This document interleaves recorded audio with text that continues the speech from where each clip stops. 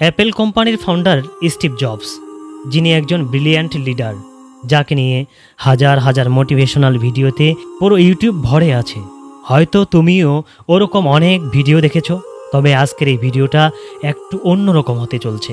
আচ্ছা, যদি এইরকম হয় যে স্টিভ জবস তার 50 বছরের জীবনে যা যা শিখিয়েছেন তা যদি আমি তোমাকে মাত্র 15 মিনিটে শিখিয়ে দেই, তাহলে বিষয়টা কেমন হবে? উত্তরে হয়তো বলবে হ্যাঁ, ভালোই তো হবে। আসলে আজকে তো সেটাই হতে চলছে। 2005 সালে স্ট্যানফোর্ড ইউনিভার্সিটিতে স্টিভ জবস একটি স্পিচ দিয়েছিলেন, আর এতে তিনি তার জীবনের সবচেয়ে বড় লার্নিংকে মাত্র 15 মিনিটে বলেছিলেন, আর সেটা 3টি গল্পের মধ্য দিয়ে। এখন আমি যদি তোমাদেরকে জিজ্ঞেস করি যে স্টিভ জবসের সেই স্ট্যান্ড ফর কমিটমেন্ট স্পিচটা কি তুমি শুনেছিলে, কয়েকজন বাদে বেশিরভাগ মানুষ হয়তো বলবে যে না, আমি শুনিনি। আর এই না শোনার একটি বিশেষ কারণ হতে পারে সেই স্পিচটা ইংলিশে ছিল। বড় বড় মোটিভেশনাল স্পিকাররা এই স্পিচটাকে হাইলি রিকমেন্ড করেছেন সবার জন্য।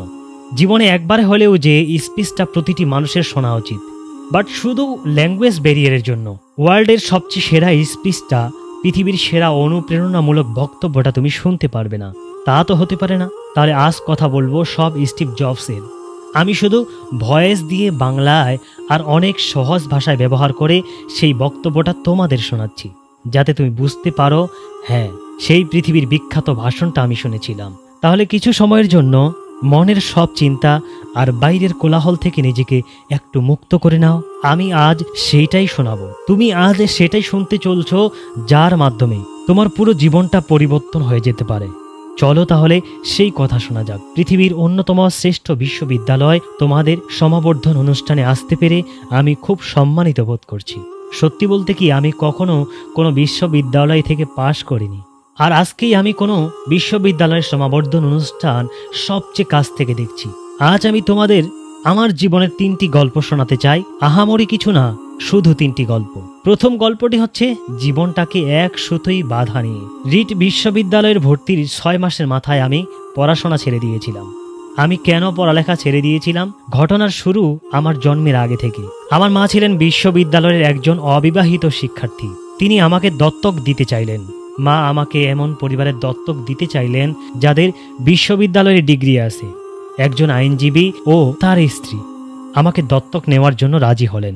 কিন্তু আমার জন্মের পর আমার মা বাবা মনে হলো তারা আসলে একটা মেয়ে আশা করেছিলেন। গভীর রাতে তারা সেই আইনজীবী পরিবারকে ফোন দিয়ে বললেন, অপ্রত্যাশিতভাবে আমাদের একটি ছেলে সন্তান হয়েছে, আপনারা কি তাকে দত্তক নিতে চান? তারা বললেন অবশ্যই। আমার মা পরে জানতে পারলেন আইনজীবীর পরিবারে কেউ বিশ্ববিদ্যালয় থেকে পাশ করেননি। আমার দত্তক বাবা এমনকি হাই স্কুলও পাশ করেননি। এসব জেনে আমার মা দত্তক চুক্তিপত্রে স্বাক্ষর করতে রাজি হননি। কয়েক মাস পর আমার দত্তক বাবা মা কথা দিলেন তারা অবশ্যই আমাকে বিশ্ববিদ্যালয়ে পড়াবেন, এবং সেই কথা শুনে আমার মা আমাকে দত্তক দিতে রাজি হলেন। এভাবে আমার জীবন শুরু হলো। 17 বছর পর আমি সত্যিই বিশ্ববিদ্যালয়ে গিয়েছিলাম, কিন্তু আমি বোকার মতো স্ট্যানফোর্ডের মতো ব্যয়বহুল একটি বিশ্ববিদ্যালয় বেছে নিয়েছিলাম। আমার নিম্ন মধ্যবিত্ত বাবা মায়ের সব জমানো টাকা আমার পড়ালেখার পেছনে খরচ হয়ে যাচ্ছিল। 6 মাস এভাবে যাবার পর আমি আর কোনো মানে খুঁজে পাচ্ছিলাম না। আমার ভবিষ্যৎ জীবন তৈরিতে সেই বিশ্ববিদ্যালয় কতটা ভূমিকা রাখবে সেটা আমি বুঝতে পারছিলাম না। তাই আমি বিশ্ববিদ্যালয় ছেড়ে দেওয়ার সিদ্ধান্ত নিলাম এবং বিশ্বাস রেখেছিলাম যেন এরপর সবকিছু ঠিকঠাক চলে। সে সময়ের প্রেক্ষিতে সিদ্ধান্তটা ভয়াবহ মনে হলেও এটা বুঝতে পারি সেটা ছিল আমার জীবনের অন্যতম সেরা সিদ্ধান্ত। পড়ালেখা বন্ধ করে দেওয়ার পরও আমি সহজেই বিরক্তিকর সব ক্লাস থেকে মুক্তি পেলাম এবং তারপর আমার পছন্দের ক্লাসগুলোতে ভর্তি হতে শুরু করলাম। তখনকার সব ঘটনাই খুব রোমান্টিক ছিল না। আমার জীবনে আমার নিজের কোনো থাকার জায়গা ছিল না, তাই আমি আমার বন্ধুদের রুমের মেঝেতে ঘুমাতাম। ব্যবহৃত কোকের বোতল ফেরত দিয়ে আমি 5 সেন্ট করে পেতাম এবং তা দিয়ে আমি খাবার কিনে খেতাম। সপ্তাহে অন্তত একবার ভালো খেতে প্রতি রবিবার রাতে 7 মাইল হেঁটে শহরের অপর এক প্রান্তে হরে কৃষ্ণ মন্দিরে যেতাম। আমার ভীষণ ভালো লাগতো। আমার কৌতূহল হলো আর ইনচুয়েশনের কারণে আমি বেপরোয়া যা কিছু করেছি পরবর্তীতে তার বেশিরভাগই আমার কাছে মূল্যবান হিসেবে প্রতীয়মান হয়েছে। তোমাদের একটা উদাহরণ দিই। রিট কলেজে সেই সময় সম্ভবত দেশের সেরা ক্যালিগ্রাফি কোর্স হতো। ক্যাম্পাসের সকল পোস্টার আর লেবেল আঁকা হতো হাতে করা ক্যালিগ্রাফি দিয়ে। যেহেতু আমি আর বিশ্ববিদ্যালয়ের ছাত্র ছিলাম না, তাই সহজেই ক্যালিগ্রাফি শেখার নতুন একটা কোর্সে ভর্তি হয়ে গেলাম। আমি স্রিফ ও সেন্সিভ টাইপফেস শিখছিলাম। বিভিন্ন ফন্ট এর স্পেস কমানো বাড়ানো, সহজ চমৎকার টাইপোগ্রাফি তৈরির কৌশল শিখছিলাম। ব্যাপারটা ছিল দারুণ ঐতিহাসিক। বিজ্ঞানের বাইরে এমন একটা আর্ট যা আমাকে ভীষণ আকৃষ্ট করেছিল। এই ক্যালিগ্রাফি জিনিসটা যে আমার জীবনে কাজে আসবে এটা আমি কখনোই ভাবিনি। কিন্তু 10 বছর পর আমরা যখন প্রথম ম্যাকিন্টশ কম্পিউটার ডিজাইন করি তখন সেই জ্ঞানের পুরোটাই আমার কাজে লেগেছিল। ম্যাক কম্পিউটারে আমরা সেই ডিজাইনটাই ব্যবহার করি। এটি ছিল সুন্দর টাইপোগ্রাফি সমৃদ্ধ প্রথম কম্পিউটার। আমি যদি সেই ক্যালিগ্রাফি কোর্সে ভর্তি না হতাম তবে ম্যাক কম্পিউটারে নানান টাইপফেস আর আনুপাতিক দূরত্বের ফন্ট থাকতো না। আর যেহেতু উইন্ডোজ ম্যাকের কাজই নকল করেছে তাই বলা হয় কোনো পার্সোনাল কম্পিউটারে এই ধরনের ফন্ট থাকতো না। বিশ্ববিদ্যালয় না ছাড়লে আমি কখনোই ক্যালিগ্রাফি কোর্সে ভর্তি হতে পারতাম না। ফলে পার্সোনাল কোনো কম্পিউটারেই হয়তো কখনো এত সুন্দর ফন্ট থাকতো না।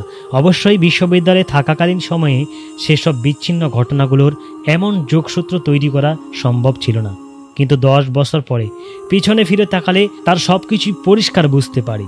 তুমি কখনোই ভবিষ্যতের দিকে তাকিয়ে অতীতের বিচ্ছিন্ন ঘটনাগুলোকে এক সুতোই বাঁধতে পারবে না। এটা শুধুমাত্র পেছনে তাকিয়েই সম্ভব।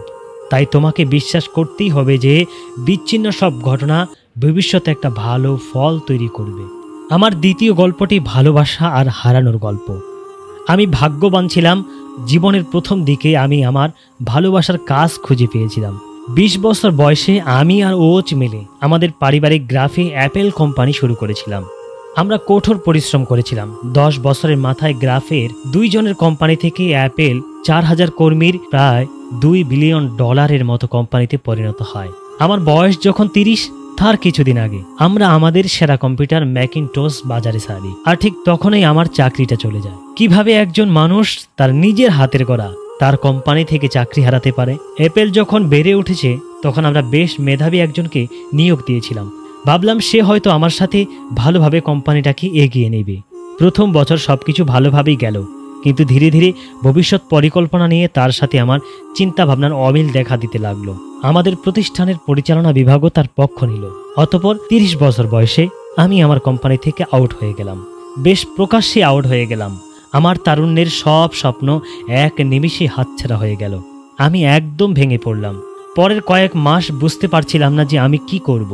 আমার মনে হচ্ছিল আমি আগের প্রজন্মের উদ্যোক্তাদের মনোবল ভেঙে দিয়েছি।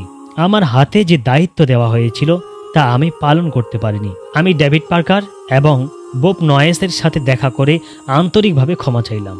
আমার ব্যর্থতার গল্প চারিদিকে ছড়িয়ে পড়ল। আমি ভ্যালি ছেড়ে পালিয়ে যাওয়ার কথা ভাবলাম। কিন্তু ধীরে ধীরে আমি একটা বিষয় অনুভব করতে লাগলাম। সব কিছুর পরেও আমি আমার আগের সব কাজ ভালোবাসতাম। অ্যাপেলের এই ঘটনাগুলি সেই সত্যকে এতটুকু বদলাতে পারেনি। আমাকে প্রত্যাখ্যান করা হয়েছে, কিন্তু তারপরেও কাজের প্রতি আমার ভালোবাসা কমেনি। তাই আমি আবার নতুন করে শুরু করার সিদ্ধান্ত নিলাম। তখন বিষয়টা বুঝতে পারিনি, কিন্তু পরে আবিষ্কার করলাম অ্যাপেল থেকে চাকরিচ্যুত হওয়াটাই ছিল আমার জীবনের সবচেয়ে ভালো ঘটনা। সফল হওয়ার সব ভার থেকে মুক্ত হয়ে আমি আবার নতুনভাবে শুরু করলাম নিশ্চয়তাবিহীন নতুন জীবন। এর ফলে আমি আমার জীবনের অন্যতম সৃজনশীল সময়ের যাত্রা শুরু করার সুযোগ পেলাম। পরবর্তী 5 বছরে আমি নেক্সট নামে একটা কোম্পানি শুরু করি, পিক্সার নামে আরও একটি কোম্পানি শুরু করি এবং প্রেমে পড়ি অসাধারণ এক মেয়ের, যে পরে আমাকে বিয়ে করেছে। আমি নিশ্চিত এগুলোর কিছুই আমার জীবনে ঘটতো না যদি আমাকে অ্যাপেল থেকে বের করে দেওয়া না হতো। এটা ছিল আমার জন্য খুব তেতো স্বাদের একটা ওষুধ, কিন্তু আমার মনে হয় রোগীর জন্য সেটাই দরকার ছিল। কখনো কখনো জীবন ইট দিয়ে তোমার মাথায় আঘাত করবে, তোমার বিশ্বাস হারিও না। আমি নিশ্চিত আমি সামনে এগিয়ে যেতে পেরেছি কারণ আমি যা করেছি ভালোবেসে করেছিলাম। তোমাকে অবশ্যই তোমার ভালোবাসার কাজটি খুঁজে পেতে হবে, ঠিক যেমন তুমি তোমার ভালোবাসার মানুষকে খুঁজে বেড়াচ্ছ। আমার শেষ গল্পটি মৃত্যু নিয়ে। আমার 17 বছর বয়সে আমি একটা লেখা পড়েছিলাম, তুমি যখন প্রতিটা দিন এই ভেবে শুরু করো যে আজই তোমার জীবনের শেষ দিন, তাহলে একদিন নিশ্চিতভাবে তোমার সেই সম্ভাবনা সত্য হবে। সেই কথাটা আমার মনে গভীর প্রভাব ফেলেছে। সেই থেকে গত 33 বছর আমি প্রতিদিন সকালে আমার আয়নার সামনে দাঁড়িয়ে নিজেকে জিজ্ঞাসা করি, আজ যদি আমার জীবনের শেষ দিন হতো তাহলে আমি কি তাই করতাম? যা আমি আজ করতে যাচ্ছি, পরপর কিছুদিন যদি সেই প্রশ্ন উত্তর না হতো, তবে আমি বুঝে নিতাম আমার পরিকল্পনায় পরিবর্তন আনতে হবে। আমি শীঘ্রই মরে যাব, এই ভাবনাটি জীবনে আমাকে বড় বড় সব সিদ্ধান্ত নিতে সবচেয়ে বেশি সাহায্য করেছে। কারণ সব কিছু, সকল আশা, প্রত্যাশা, গর্ব, ব্যর্থতার ভয় বা লজ্জা সব কিছু মৃত্যুর মুখে ম্লান হয়ে যায়। ঠিক থাকে শুধুমাত্র সত্যিকারের গুরুত্বপূর্ণ জিনিসগুলো। আমি জানি কোনো কিছু হারানোর ভয় মন থেকে দূর করার সবচেয়ে ভালো উপায় হচ্ছে এটা মনে করা যে তুমি একদিন মরে যাবে। প্রায় বছর খানেক আগে আমার ক্যান্সার ধরা পড়ে। একদিন সকাল 7:30টায় আমার একটা স্ক্যান হয়। তাতে স্পষ্টভাবে আমার প্যানক্রিয়াসে একটা টিউমার দেখা যায়। আমি তখনও জানতাম না প্যানক্রিয়াস জিনিসটাই বাকি। ডাক্তাররা আমাদের বলে দিলেন এটা এমন একটা ক্যান্সার যার কোনো চিকিৎসা নেই এবং আমি আর বড়জোর 3 থেকে 6 মাস বাঁচব। তারা আমাকে বাসায় ফিরে গিয়ে সব গুছিয়ে ফেলতে বললেন। সোজা কথা, ডাক্তাররা আমাকে মৃত্যুর জন্য প্রস্তুতি নিতে বললেন। এর মানে হচ্ছে তুমি তোমার সন্তানদেরকে আগামী 10 বছরে যা যা বলবে বলে ভাবছ বা ঠিক করেছ, তা আগামী কয়েক মাসের মধ্যেই বলে ফেলতে হবে। এর মানে হচ্ছে সবকিছু গোছগাছ করে রাখো যাতে তোমার পরিবারের জন্য ব্যাপারটা যথাসম্ভব কম বেদনাদায়ক হয়। এর মানে হচ্ছে সবার থেকে বিদায় নিয়ে নেওয়া। সেই দিন সারাটা দিন আমার ডায়াগনোসিস হলো, সন্ধ্যায় আমার একটা বায়োসফি হলো। তারা আমার গলার ভেতর দিয়ে একটা এন্ডোস্কোপ নামিয়ে দিল, সেটা আমার পেটের ভেতর দিয়ে ইন্টেস্টাইনের ভেতরে দিয়ে গিয়ে প্যানক্রিয়াসে সুই ঢুকিয়ে সেই টিউমার থেকে কিছু কোষ নিয়ে এলো। আমি অজ্ঞান হয়েছিলাম, তাই আমি কিছুই দেখিনি। কিন্তু আমার স্ত্রী পরে আমাকে বলেছিল ডাক্তাররা এন্ডোস্কোপি থেকে পাওয়া কোষগুলি মাইক্রোস্কোপে পরীক্ষা করার পর কান্না শুরু করেছিল। কারণ যে ধরনের প্যানক্রিয়াটিক ক্যান্সার হয়েছিল সেটা আসলে সার্জারির মাধ্যমে চিকিৎসা সম্ভব। এরপর আমার সার্জারি হলো এবং আমি এখন ভালো আছি। এটাই আমার মৃত্যুর সবচেয়ে কাছাকাছি যাওয়া। আশা করি আরও কয়েক দশকের জন্য আমাকে যেন মৃত্যুর কাছাকাছি যেতে না হয়। মৃত্যুর আগে আমার কাছে শুধুই ভাবনার পর্যায়ে ছিল, কিন্তু ভয়াবহ সেই অভিজ্ঞতার পরে এখন মৃত্যু সম্পর্কে আগের চেয়ে অনেকটা নিশ্চিতভাবেই কিছু কথা তোমাদেরকে জানাতে পারি। আসলে কেউ মরেই যেতে চায় না, এমনকি যারা স্বর্গে যেতে চান তারাও সেখানে যাওয়ার জন্য মরতে চান না। কিন্তু তারপরে মৃত্যুই আমাদের সবার চূড়ান্ত গন্তব্য। মৃত্যু থেকে কেউ পালাতে পারেনি এবং সেটাই হওয়া উচিত, কারণ মৃত্যুই সম্ভবত জীবনের সবচেয়ে বড় আবিষ্কার। এটা জীবনটাকে বদলে দেওয়ার এজেন্ট। মৃত্যু পুরনোকে ধুয়ে মুছে নতুনের জন্য জায়গা করে দেয়, আর এই মুহূর্তে তোমরাই সেই নতুন।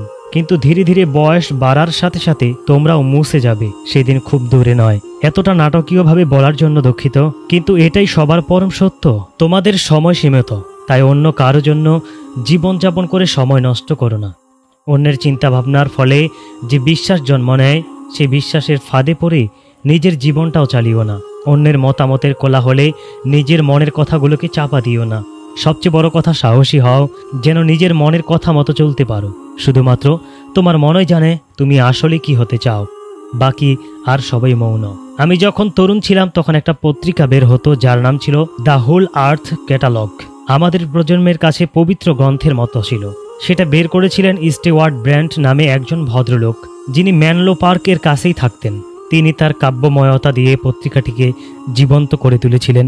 এটা ছিল 60-এর দশকের শেষ দিকের কথা। কম্পিউটার এবং ডেস্কটপ পাবলিশিং তখনও শুরুই হয়নি, তাই পত্রিকাটি টাইপরাইটার, কাচিং, পোলারয়েড ক্যামেরা এসব দিয়ে তৈরি করা হয়েছিল। পত্রিকাটি ছিল কাগজের মোড়কে বাঁধা গুগলের মতো। আদর্শগত বহু তথ্য ও চমৎকার ধারণায় সমৃদ্ধ পত্রিকাটি গুগলের 35 বছর আগে প্রকাশিত হয়েছিল। স্টিওয়ার্ট তার দলবল নিয়ে দ্য হোল আর্থ ক্যাটালগের অনেকগুলি সংখ্যা বের করেছিলেন। পত্রিকাটির প্রকাশনা শেষ হয় একটা সমাপ্তি সংখ্যা দিয়ে। এটা ছিল 70-এর দশকের মাঝামাঝি সময়ের কথা। আমার তখন তোমাদের মতো বয়স। পত্রিকাটির সমাপ্তির সংখ্যার পেছনের মোড়কে ভোরের গ্রামের পথের একটা ছবি আঁকা ছিল। তোমাদের মধ্যে যারা অ্যাডভেঞ্চার প্রিয় তারা হয়তো তেমন গ্রামের পথে বেড়াতে যেতে পারো। ছবিটার নিচে লেখা ছিল ক্ষুধার্ত থেকো, বোকা থেকো। বিদায়ের সময় এটাই ছিল তাদের শেষ মেসেজ, ক্ষুধার্ত থেকো, বোকা থেকো। আমি আমার জন্য আজীবন এটাই প্রার্থনা করেছি। আর আজ গ্র্যাজুয়েশন শেষে তোমাদের নতুন জীবন শুরুর মুহূর্তে আমি সেই প্রার্থনাই তোমাদের জন্য করছি, ক্ষুধার্ত থেকো, বোকা থেকো। সবাইকে অনেক ধন্যবাদ।